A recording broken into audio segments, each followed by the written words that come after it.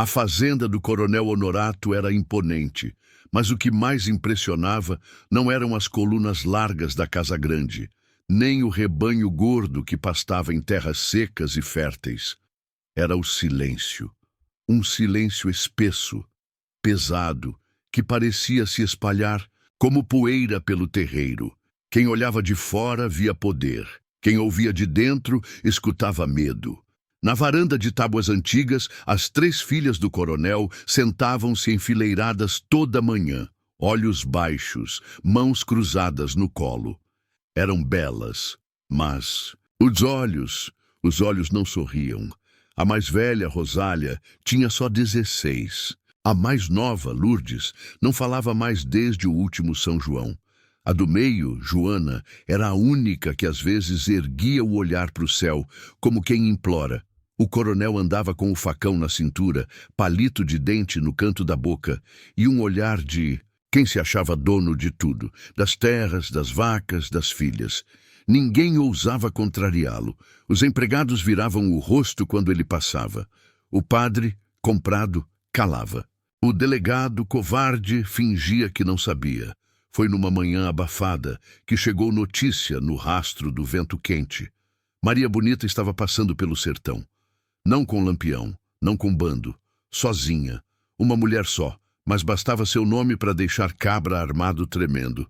Diziam que vinha em busca de justiça, que andava por vilas ouvindo o povo como se fosse santa do facão, e quem era inocente rezava para ela aparecer, quem era culpado tremia. Na fazenda de Honorato, Lourdes ouviu a notícia sussurrada entre as lavadeiras. Ela levantou a cabeça pela primeira vez em meses. Naquela noite, Rosália fez algo que nunca tinha feito. Escreveu um bilhete. Com as mãos trêmulas escondida no curral, entregou ao menino dos recados. Leve para a mulher de couro que dizem ser rainha do sertão. 2 dias depois, Maria Bonita chegou. Com um vestido simples, cabelos soltos e o facão pendurado como quem não teme nada, ela cruzou os portões da fazenda sem pedir licença. Olhou nos olhos da cozinheira, que abaixou a cabeça. Do velho vaqueiro, que chorou em silêncio. E das meninas que estavam na varanda. Dessa vez, Joana ergueu os olhos. Rosália sorriu. E Lourdes falou. Ela veio. O coronel Honorato levantou da cadeira de balanço rindo. Quem é essa que se acha no direito de entrar assim? Maria Bonita só respondeu. A voz das tuas filhas. E sacou o facão. O coronel Honorato não era homem de se calar. Acostumado a ver todos abaixando os olhos diante dele, arregalou os próprios quando viu Maria Bonita parada ali, firme, sem um pingo de medo. O facão na mão dela não tremia. Mas o dele, dentro da bainha, pesava como se já soubesse o que estava por vir. Vá embora, mulher. Isso aqui é terra de homem, grunhiu ele, tentando manter a pose de autoridade. Maria apenas deu um passo à frente, um só, mas foi como se o mundo inteiro tivesse estremecido. Na varanda, Rosália segurava as mãos de Lourdes, enquanto Joana se levantava pela primeira vez em dias, o que fez a cadeira ranger com força, como se a madeira também suspirasse de alívio. O senhor tem nome, coronel. Tem terras, tem bois, tem gado, mas perdeu a alma quando tocou em quem jurava proteger, disse Maria, num tom sereno, mas com a força de uma tempestade prestes a desabar. O coronel puxou o facão, mas antes que pudesse se erguer, Maria já avançava com a destreza de quem lutou a vida toda. A ponta da lâmina dela encostou no pescoço dele como uma sentença. Isso aqui não é sobre valentia, é sobre o que ninguém teve coragem de fazer, sussurrou ela, encostando o rosto perto do dele, sem vacilar. As criadas pararam de fingir que não viam. O vaqueiro velho, com os olhos marejados, retirou o chapéu em respeito. O cozinheiro, lá do fogão, ajoelhou. Pergunta a elas, não a mim. Se tiver coragem, disse Maria, apontando o queixo para a varanda. O coronel virou o rosto, Ainda suando frio e pela primeira vez encarou os olhos das filhas sem aquele véu de mando e desdém. Só viu dor e vergonha. Joana disse com voz firme: "A senhora tem razão. Ele nos feriu, dentro da própria casa. Por anos, o mundo parou. O vento do sertão soprou seco, levantando poeira no terreiro. Maria Bonita recuou um passo. Não precisava mais falar. "O que vai fazer comigo?" gaguejou Honorato, agora com a respiração descompassada. Maria olhou para as filhas dele, e foi Rosália quem respondeu: "O que nenhuma de nós teve forças para fazer." No fim daquela tarde, o coronel foi amarrado a um dos mourões do curral, o mesmo onde tantas vezes gritou com peões e espalhou medo. Agora era ele quem estava nu diante da verdade. Maria Bonita não matou. Não era essa a justiça que buscava naquele dia, mas a marca que deixou no orgulho de Honorato jamais cicatrizaria. E quando partiu, ao lado das 3 jovens, deixou para trás uma fazenda que nunca mais seria a mesma, porque naquele dia o silêncio finalmente foi quebrado. O sol já havia descido além dos montes quando Maria Bonita, montada em seu cavalo, guiava as 3 filhas do coronel pela estrada de terra que cortava o sertão. Nenhuma palavra havia sido dita desde que deixaram a fazenda. Apenas o trotar dos animais e o vento seco soprando contra os rostos. Joana, a mais velha, mantinha a cabeça erguida. Seus olhos queimavam. Não de medo, mas de uma fúria que o tempo não conseguiu apagar. Rosália, a do meio, carregava uma pequena bolsa com os poucos pertences que conseguiu pegar às pressas.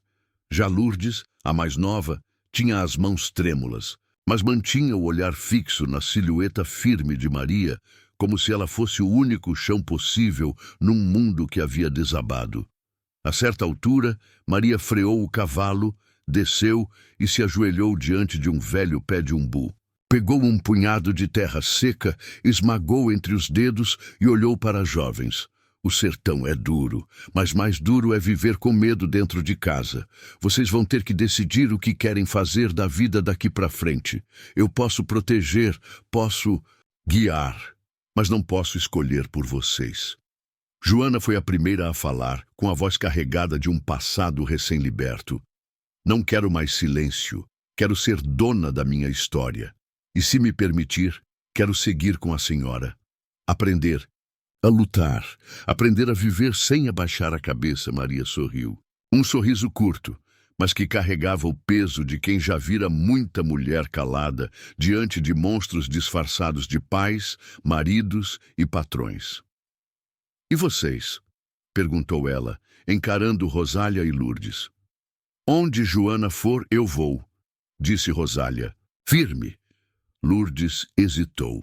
Olhou para o chão, depois para o céu. Então ergueu os olhos para Maria e murmurou: "Eu só quero não ter mais medo ao acordar." Maria assentiu. Puxou um cantil, molhou os lábios e ofereceu as 3. Depois apontou para uma velha trilha à esquerda da estrada principal. "Por aqui a gente corta caminho. Tem um sítio abandonado onde podemos passar a noite. Amanhã sigo para encontrar o bando de Lampião. Vocês decidem até lá se continuam comigo ou tomam outro rumo."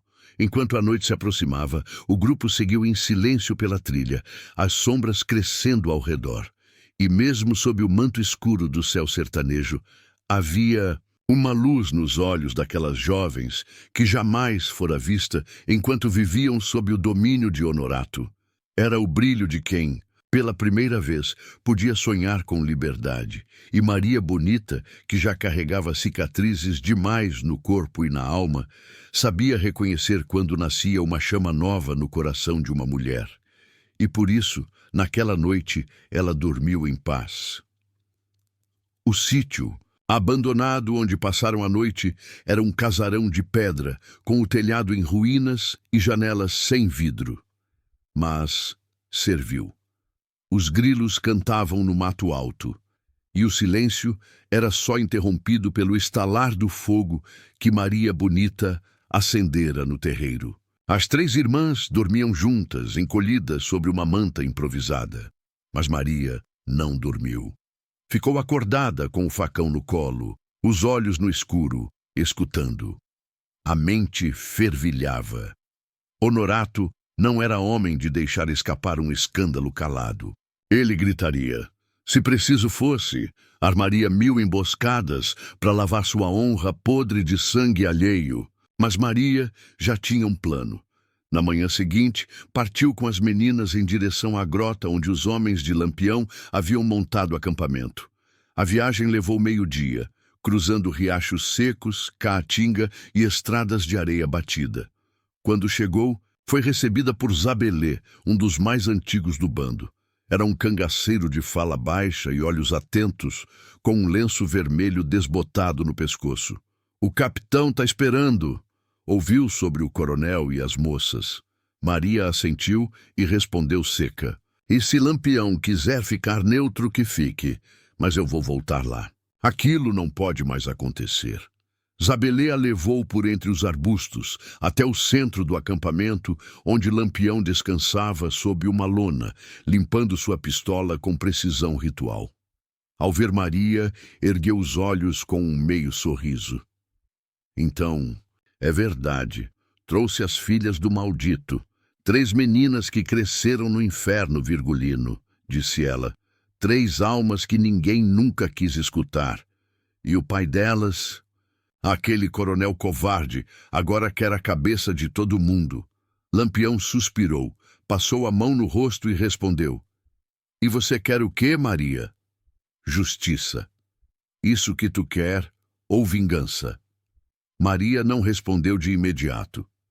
Caminhou até um toco de árvore e sentou. Olhou para os galhos secos no chão, depois ergueu o olhar novamente. "Quero que esse sertão saiba que o tempo dos homens impunes acabou.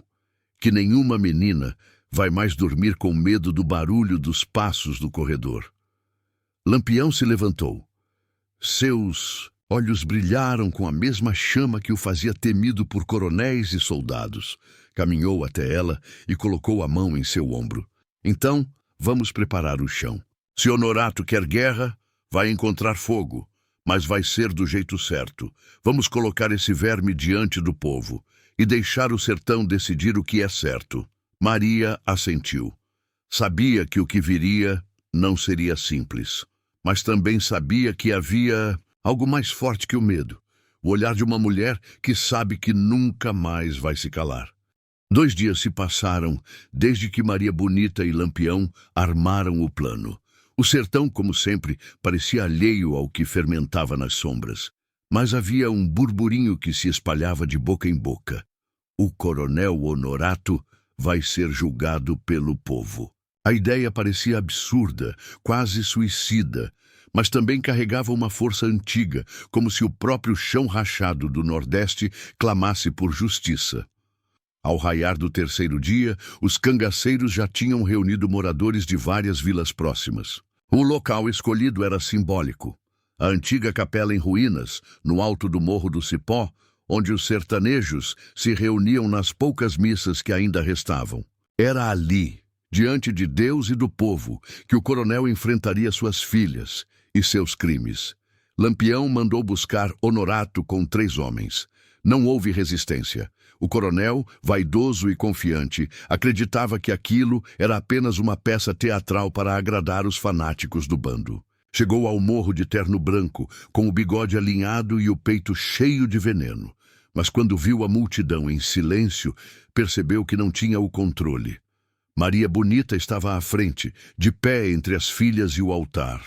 Sua postura não era de vingança, mas de verdade. Ela não gritou, não ameaçou, apenas falou: "Coronel Honorato, as 3 filhas que o senhor pôs no mundo estão aqui, vivas, com medo, mas vivas. E hoje, pela primeira vez, elas vão falar, e ninguém vai calar." A mais velha, Benedita, deu um passo à frente. Tinha os olhos vermelhos, mas firmes, a voz embargada, mas decidida. "Meu pai me tocava desde os 8 anos. Dizia que era forma de ensinar. Quando minha mãe morreu, ele disse que agora era só nós 2. Depois, começou com minhas irmãs. Quando tentei fugir, me amarrou por 2 dias num quartinho escuro e disse que se contasse a alguém, matava a gente uma por uma. O silêncio era absoluto. O coronel riu, um riso nervoso. Loucura de menina. Todos sabem que essas moças são desequilibradas. Quem vai acreditar nelas? Foi quando um velho sertanejo se levantou. Era Zé Arlindo, ex-vaqueiro da fazenda Honorato. Eu acredito. Eu vi coisa demais para ficar calado. Uma vez peguei o coronel puxando a menina pelo braço, nu, aos gritos. Ele me deu um dinheiro e mandou eu sumir. E eu sumi. Mas o remorso ficou. Outros começaram a falar.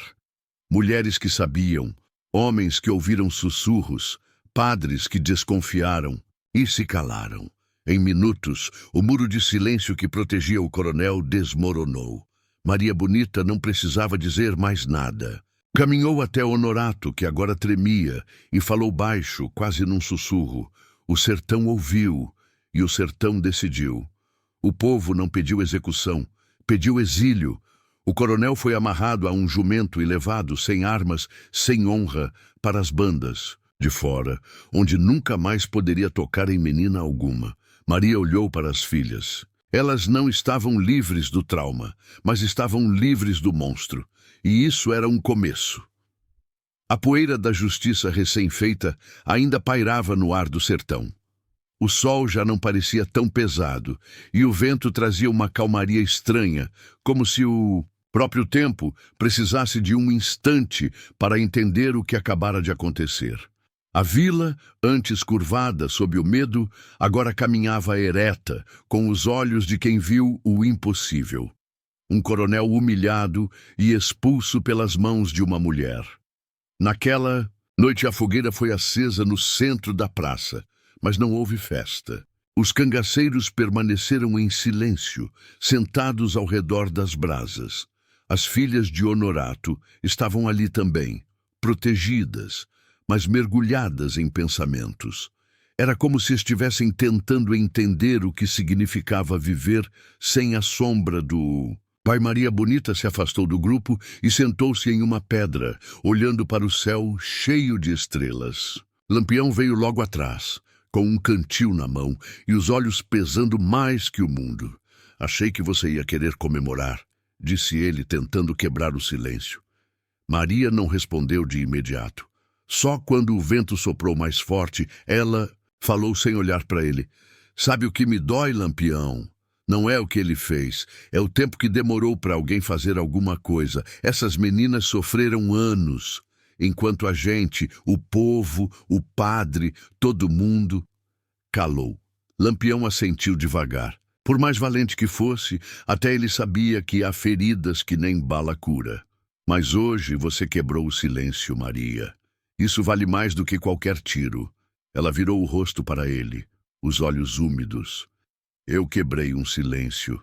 Mas quantos ainda existem por aí? Quantas meninas agora dormem com medo, escondidas atrás de portas fechadas? Lampião suspirou. Não tinha resposta. Do outro lado da praça, Benedita, a filha mais velha, se aproximava devagar. Trazia nas mãos um rosário velho e uma vela acesa. Dona Maria, eu não sei rezar.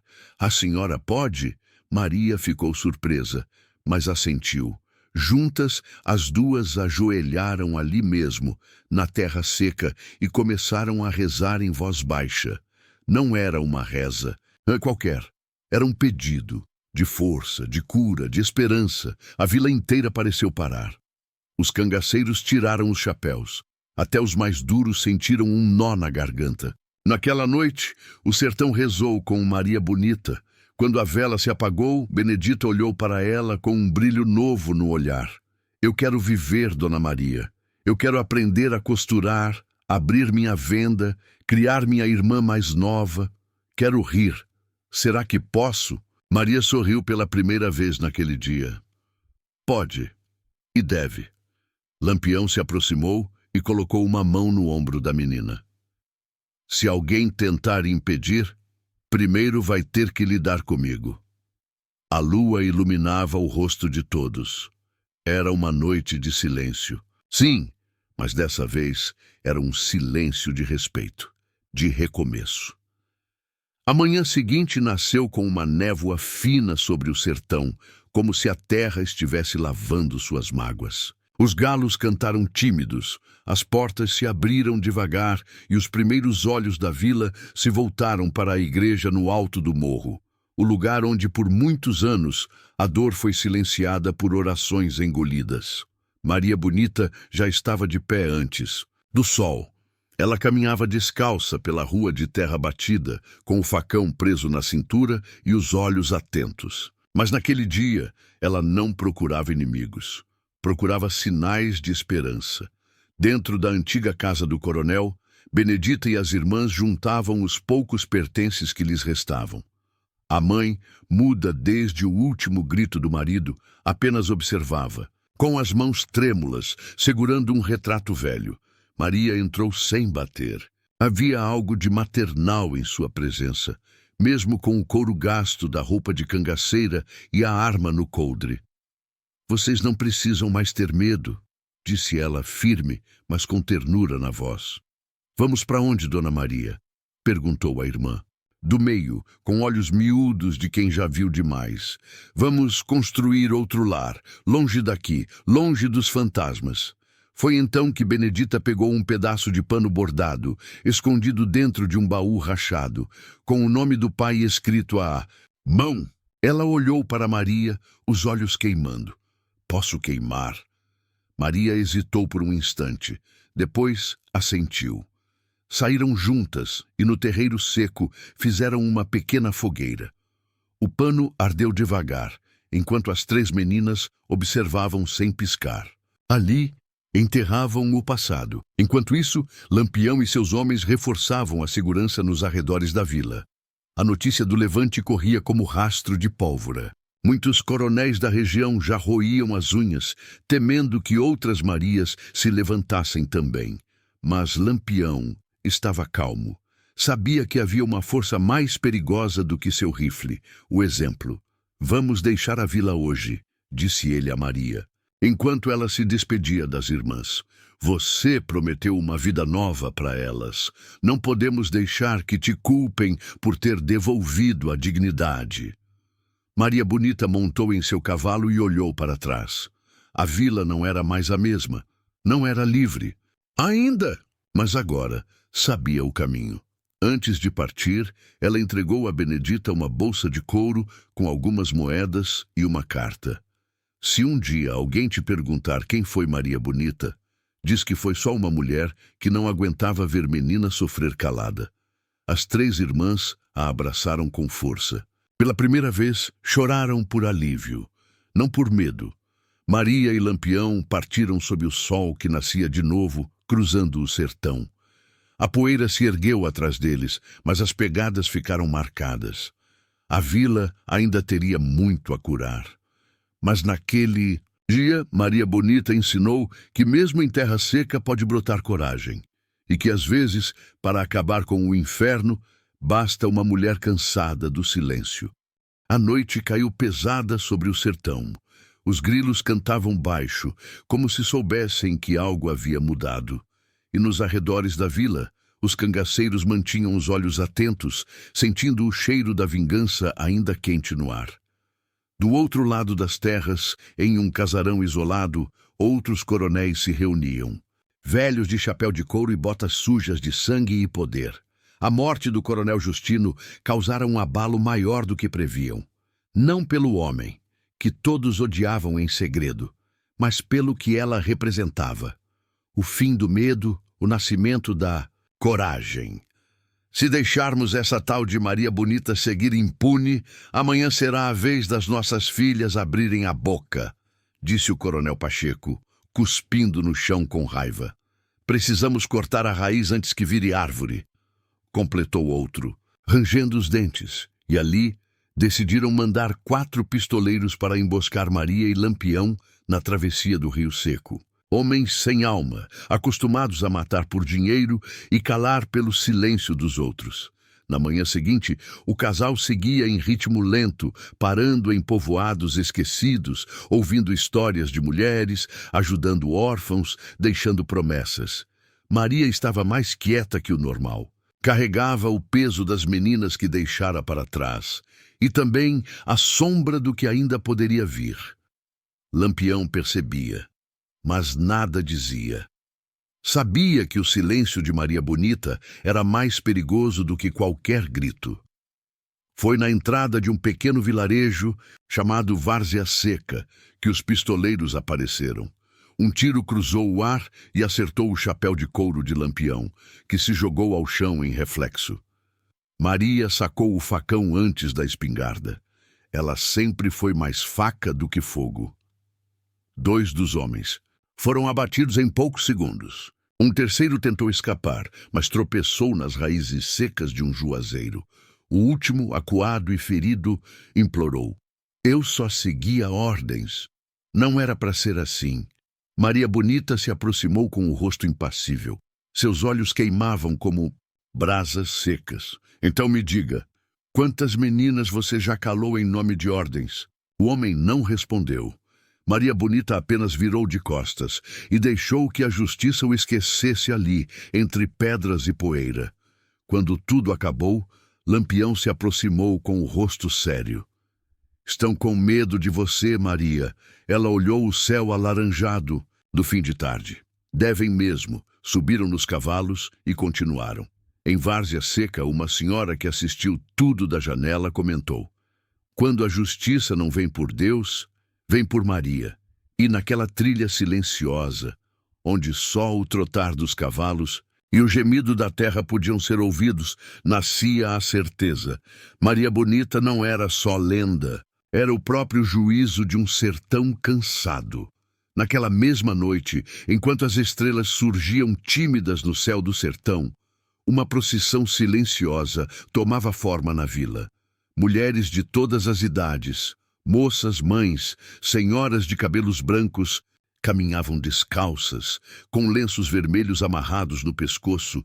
Elas não levavam velas, levavam raiva, tinham ouvido falar, tinham visto, tinham sentido no vento o que Maria Bonita havia feito.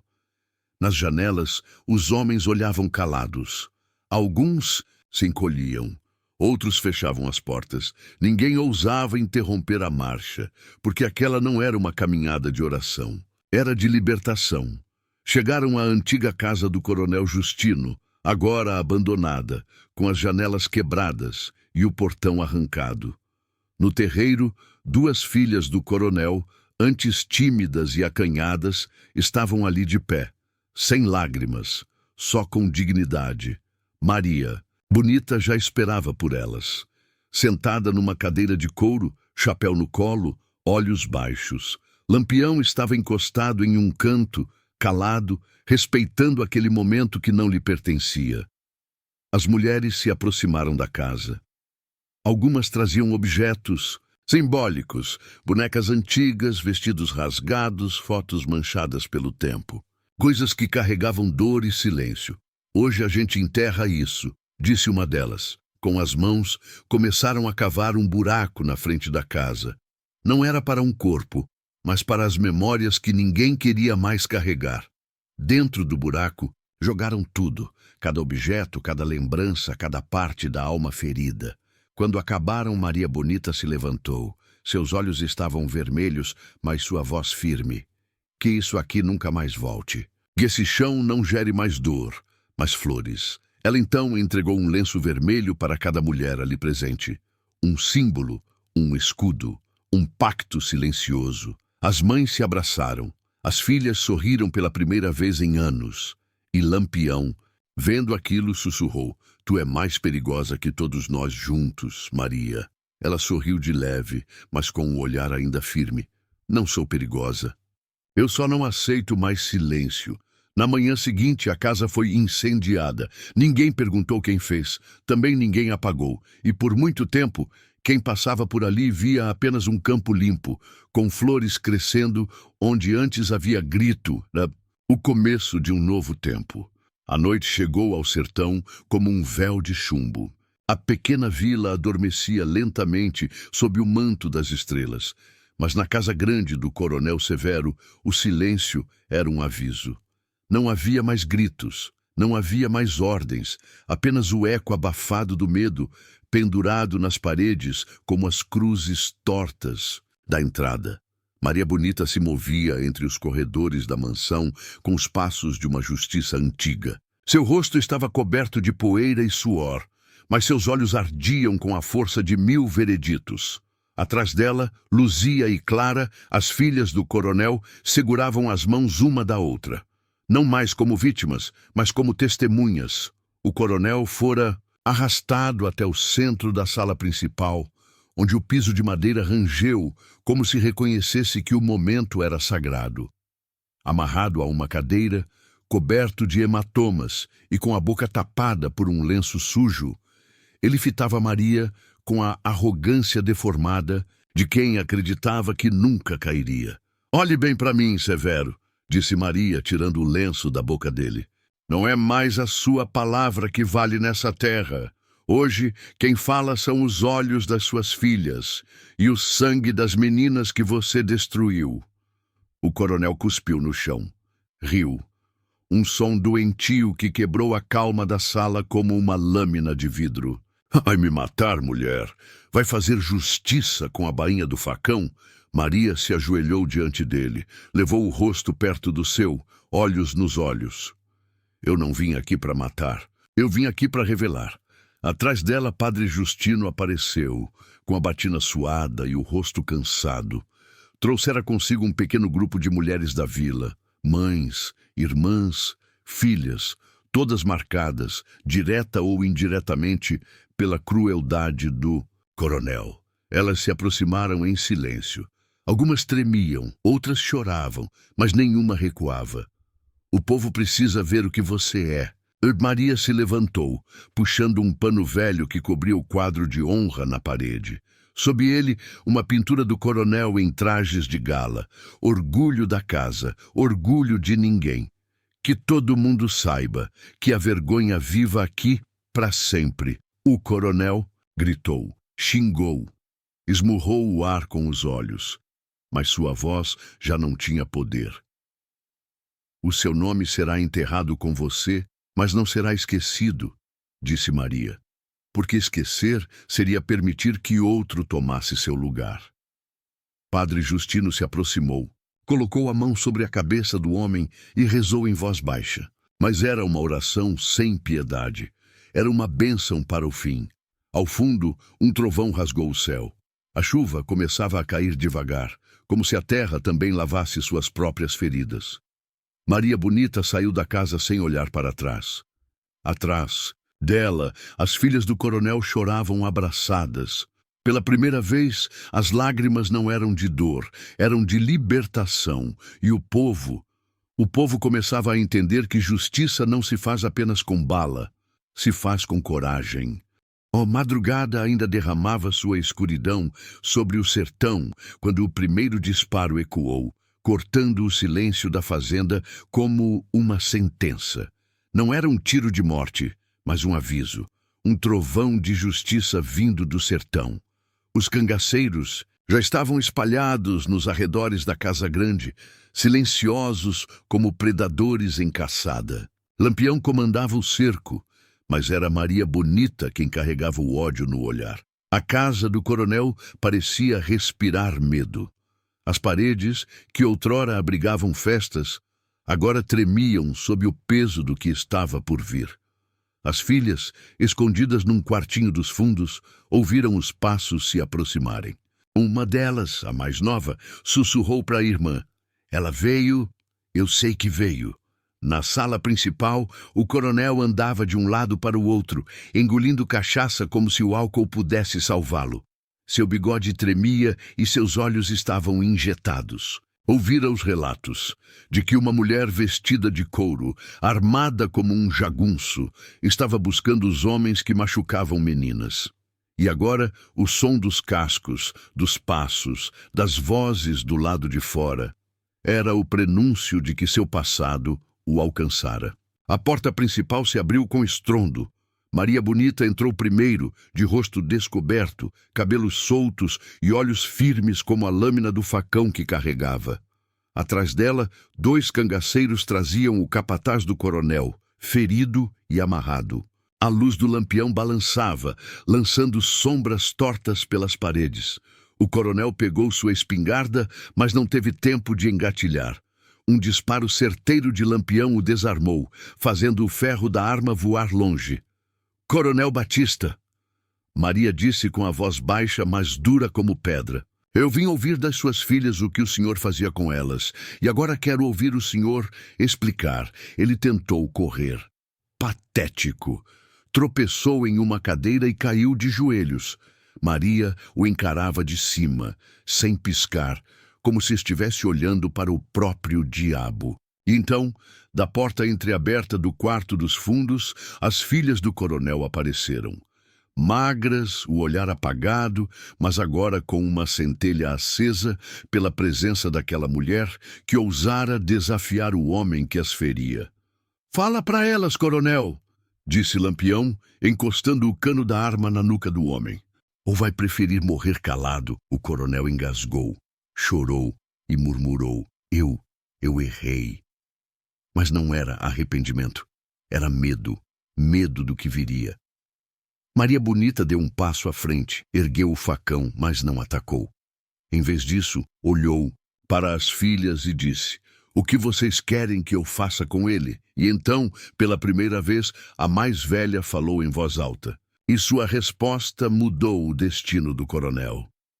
O silêncio que seguiu a pergunta de Maria Bonita foi mais ensurdecedor do que qualquer tiro de espingarda. A sala inteira parecia conter o fôlego, como se o tempo estivesse em suspenso, aguardando o veredito.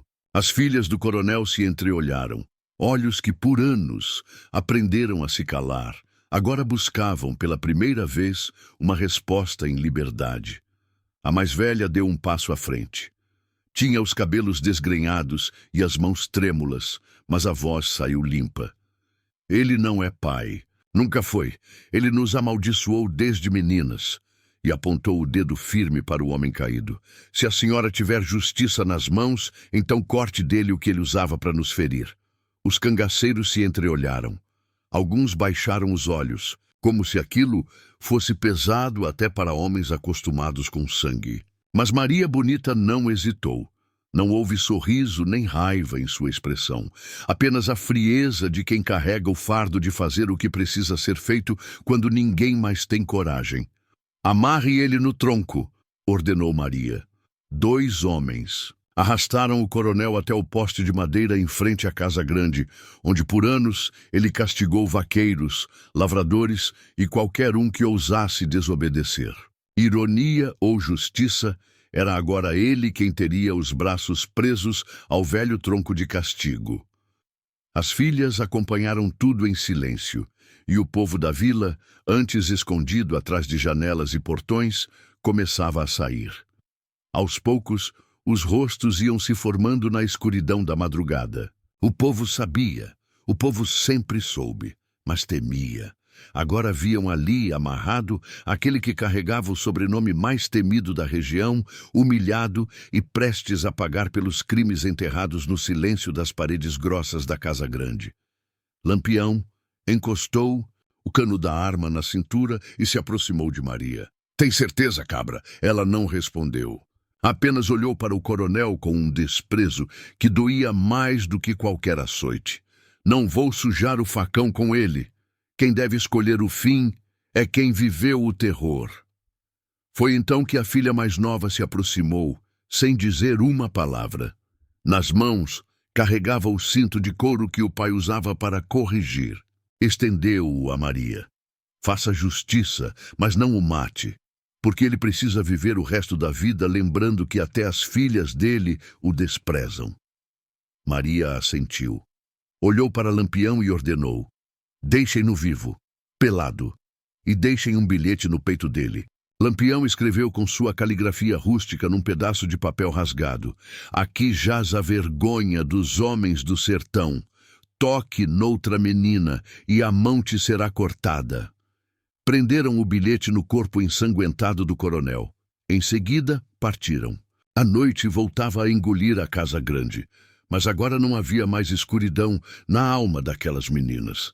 E para o povo da vila, aquele era o dia em que o medo foi vencido por uma mulher de couro e coragem. O sol nasceu sem pressa naquele dia. As primeiras luzes da manhã tocaram as telhas suadas da casa grande, agora manchadas de silêncio e vergonha. O coronel permanecia amarrado ao tronco, coberto apenas pelo bilhete que o condenava.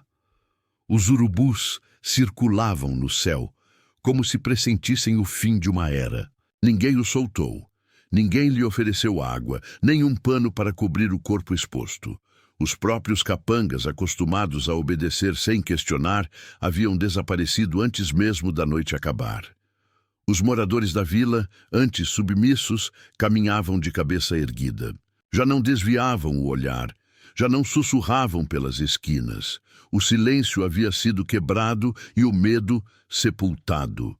Na pequena capela da vila, Padre Honório, velho e cego de um olho, segurava um terço entre os dedos gastos. Ele não rezava pelos pecados do coronel. Rezava pelas meninas, agora livres.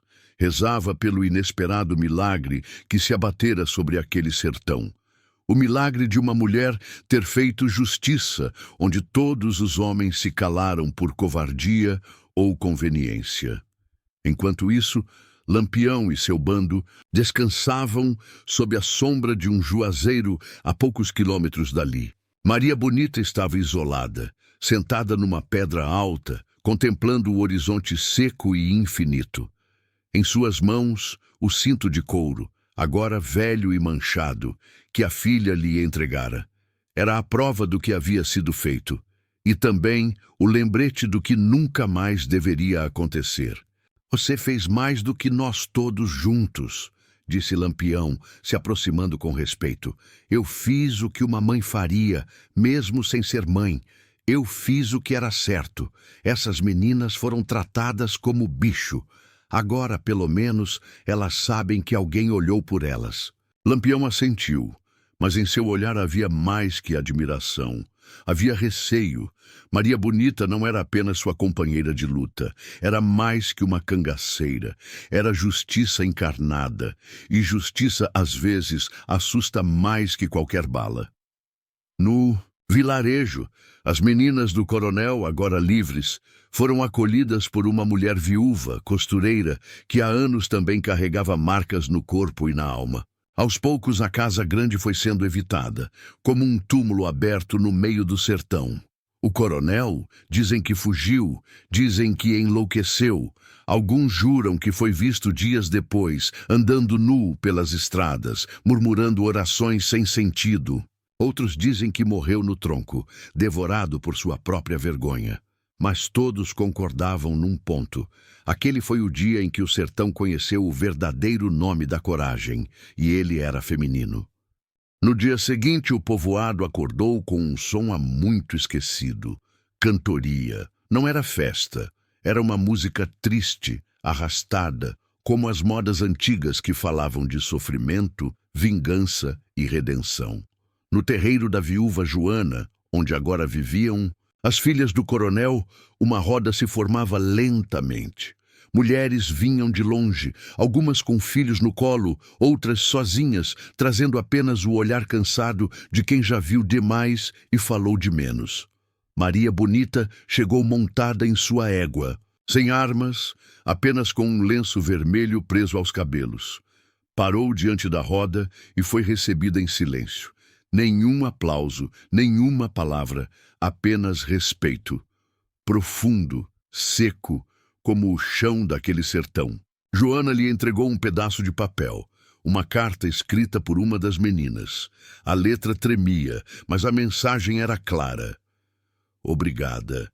A gente achava que nunca ia sair viva. Maria não respondeu. Apenas guardou o papel no peito e olhou em volta. Eram tantas, mulheres marcadas, meninas com o brilho apagado nos olhos. Ali, naquele momento, ela entendeu que sua luta tinha deixado de ser apenas pelo cangaço. Ela era, sem pedir, o nome que aquelas vozes emudecidas gritariam em pensamento, toda vez que fossem ameaçadas. Ela era o rugido depois do silêncio. Lampião observava de longe.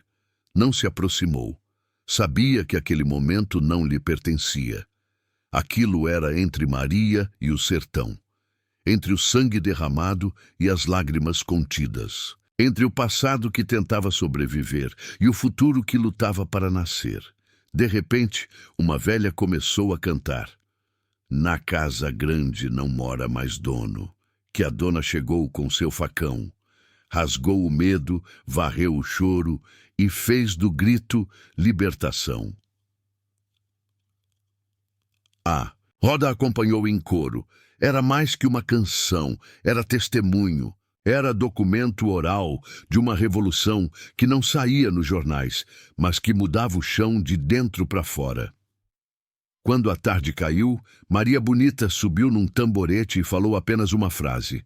Agora vocês sabem que podem. Depois, montou de novo. E partiu, sem olhar para trás. Na estrada de volta, cruzou com uma fila de mulheres e meninas vindo em direção ao povoado. Espalhava-se que ali havia justiça, que ali tinha alguém que ouvia e agia. Espalhava-se que o tempo do silêncio tinha acabado. E isso no sertão era o começo de uma nova era. O tempo passou, as chuvas vieram e foram, as veredas mudaram de cor, o gado voltou a mugir nas campinas secas, e os dias seguiram seu curso, como sempre fizeram no sertão. Mas algo, ali, havia se quebrado, e não era uma ferida, era uma corrente. O casarão do coronel foi abandonado.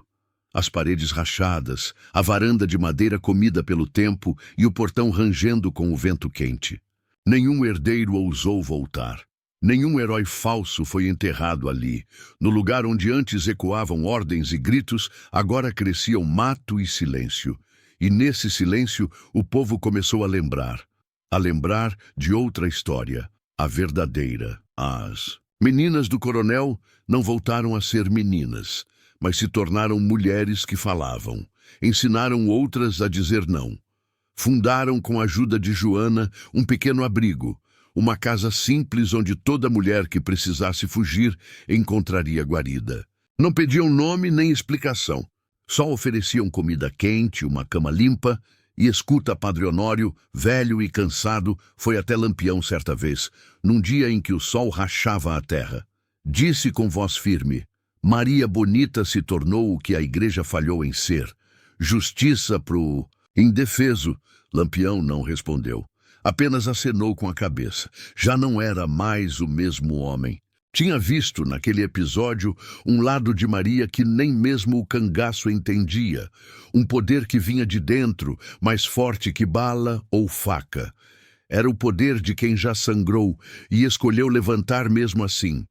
Certa noite, no alto da Serra das Almas, Maria e Lampião acamparam sozinhos, sentados junto à fogueira, em silêncio, até que ela disse: se um dia eu morrer, Lampião, não quero que me enterrem no chão seco nem com flores. Quero que me enterrem no coração de quem nunca foi escutado. Ele não respondeu. Apenas segurou sua mão. Foi a única vez que ele chorou sem esconder. Dizem que até hoje, quando o vento sopra forte nas noites sem lua, dá para ouvir uma canção vinda das bandas do velho casarão. Ela veio de saia e coragem, e com ela o medo foi embora. Onde antes morava o abuso, agora só mora a memória. E essa memória o sertão guarda com força, porque Maria Bonita ali não virou só história. Virou símbolo, virou aviso, virou sentença.